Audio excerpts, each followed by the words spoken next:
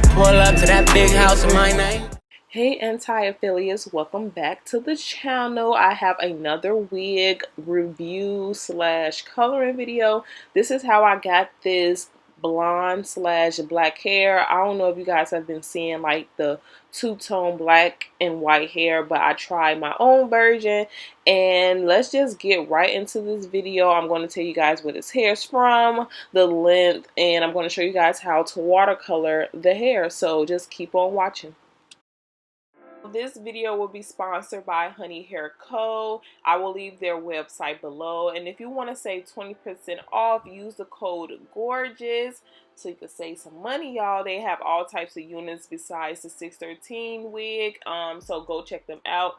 Also, they send you this foam clip and they send you this edge control brush. Now, they normally send like a wig cap and a wig brush, but this is my second package from them, so I already got that. I also wanted to let you guys know that customers can pay installments by putting 25% down with no credit check, and they're also opening up a store in Chicago this Sunday. So yeah, so this is the unit. It's their 613 full lace wig. I never had a full lace wig before, but we're trying this out. And I'm going to show you guys how the inside looks. And this length is 16 inches. And it comes with combs in there. I mean, if you really want that versatility, I think that you guys should get this wig. I don't mind having a frontal wig, but like I said, this is my first time. So to get started, you want to tone the hair and have a container to put the water in.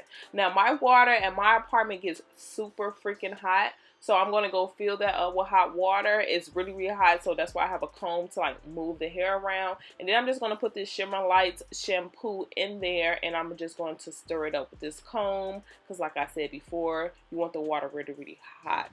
And we're just going to tone the hair down just a little bit. Now, I did do this with one of my wigs when I did green, and I didn't have to do that. So I'm learning, y'all. I'm learning. But I know for sure for this unit, I wanted to tone that blonde hair down because some of the blonde was going to be out, and then, you know, the other part was going to be black. So once you kind of get like a purple, you know, consistency like this, it really doesn't matter how much you put, but don't put too much because it will like turn your hair purple. I just put enough in there just to tone it down, just so it won't be so yellow. So I'm going to continue to just like dip it up and down. I think I left this unit in the water for maybe about 5 minutes, but you guys can just eyeball it and make sure that it's not turning purple, but just keep dipping it and dipping it, and you guys will see the yellowness kind of like go away. So just kind of eyeball it, just take your time. So while the hair is sitting in there, I am going to be using the Adore Off Black. It's the 118 hair color. I did buy 2 bottles. I used a whole bottle, and I think I used like a half a bottle. It really depends on how much water you use in order to deposit the color. The more water you use, the more hair dye slash rinse you want to use, because you want that water to be opaque. I think that's the right word that I'm using. You want it to be really, really saturated with that color. If you're not using that much water, you don't have to use that much dye. But this is a good amount of water. So I used, at first I thought I could only use a half a bottle of this, but then the hair ended up turning kind of gray and not black. So eventually you guys are going to see that I use all of the rinse, and then I started, you know, to dye it some more. So again, this is some changed water. I did not use the purple water. I poured that out, and we have some fresh new hot water, and I'm showing you guys in real time because I don't want you guys to really get any mistakes. Make sure you guys are mixing that rinse in the water, because if you do not, what I've done in the past by just being thirsty is pouring the rinse in the water and not really stirring it up, and then some parts of my hair is more saturated than the others because the color is in certain spots of the water. So make sure you guys are really mixing. Some rinses are really, really thicker than others, but that's why we have hot water, because that hot water is going to break it down. So of course you want to always dip the tips of your hair in there just to see where it's going, like you guys see, or you probably don't see, but the hair looks more on the charcoal gray side than black. So this is where you're going to see me adding more rinse into the water, because I could have just used less water and it would have been darker. But again, you just want to test it out. You want to take your time. Like, even though watercoloring is so easy, you want to make sure that you're getting that consistency right. So I'm just going to go right ahead, put some of the water in the bottle so it could just get all the rinse out, and then I'm just going to, so I did use the other bottle. So I'm going to use some of this, and then I'm going to, again, even though my hair is sitting in the water, I'm going to make sure that I'm going to, mix this in, because I don't want it looking crazy. I want some parts looking gray and some parts looking black.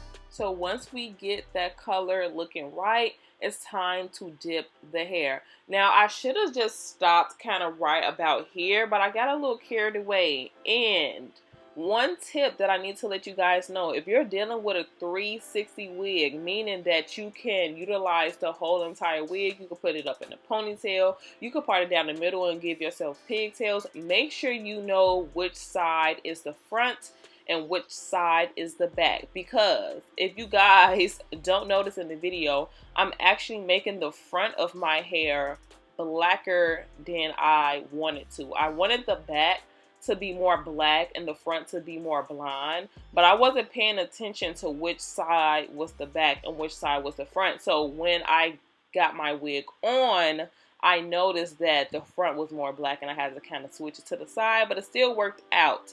I should have just went my first mind and did more so in the middle. So it's really up to you how black you want your unit to be and how blonde you want some pieces to be. But I would say don't go as far as I did, because yeah, the whole point was to have like a blonde into black effect, and I got carried away. But it's okay. You're gonna learn from my mistakes. So when you're ready to do your unit, you're going to do it right. You're not going to make those mistakes. So yeah, I end up letting this sit in the water for a good little minute, but I wanted to make sure that I had it on my wig before I just let it sit there. So I'm making sure that the color is saturated. Even though this is black rinse and this is blonde, it should really stick. I feel like the longer that you let your hair sit in the water, the longer the color can kind of stay in the hair. I don't know. This is something that I think. So I gave it a couple of more swirls and dips, and then I'm just going to lay this over the side. I don't mind that the hair is going from blonde to gray to black, because that's a gradient effect, long as my tips were really, really black. So it's 8:16 now. I left this hair in for about 40 minutes, and this is how the hair came out after I rinsed it in cool water. So sometimes you do want to rinse your hair out in warm water, but I did not do that. I want the hair color to stay as black as possible. So I rinsed the hair until the water was clear with cool to cold water. And I end up just letting the air dry overnight. And that's how you guys see this right here. So I'm not mad at it, but I know I would have made some changes, but I'm showing you guys how it looks in the back. It's 16 inches. I feel like it's pretty long for 16 inches, but that's it for this video. Bye, y'all.